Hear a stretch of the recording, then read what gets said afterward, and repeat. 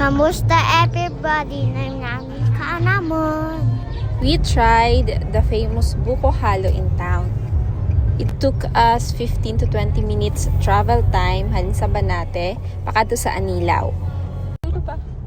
Tama ang akon nga research.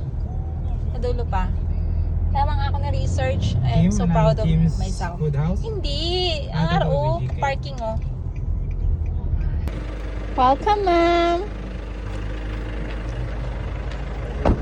Nata ko din ako. Nakdam luto na. Ano ko nga? Duwaw. Karon lang tama. Sige na, iko. Ato! To! Ari kami subong sa VJK Araujo Snack House. It's our first time. Pag hindi lang snacks ang ilagay na offer, kundi may mga meals man sila. This was around 3 to 3:30 p.m. Kag medyo gamay na lang ang tawo. Tama ka relaxing sang place, hindi crowded, damo pulungkuan, kag hindi mainit. Meals are affordable, kag ang facilities are all okay. May wash area, may CR, may service water. Kag ang pinaka-importante nga freebie nga nakuha namon is ang fruit picking sang Serisa. Daw kami gid ang nag-ubos ang mga bunga dire, kay daw tanan nga puno ing kuhaan namon.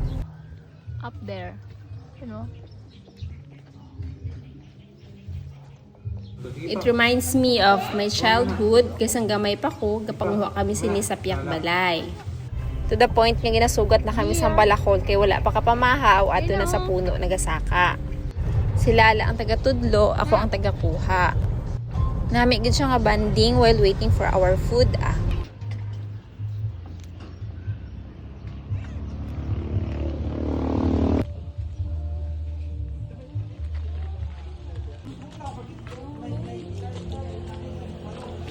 For our merienda, we ordered Pansit Molo, their famous Buko Halo, and Palabok.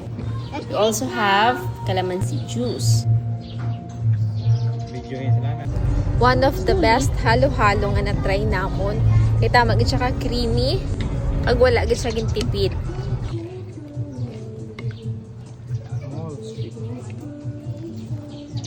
First bite.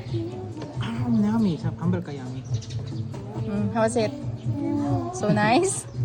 Hami. Kuto ubos ang ice cream ni. Ubos ang ice cream. Hindi na magsakit-sakit ha. How was it? Yummy.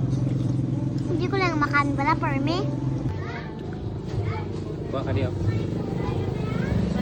Tapos lagay mo na. Video na. Okay na. Then? Steep. Fresh fruit.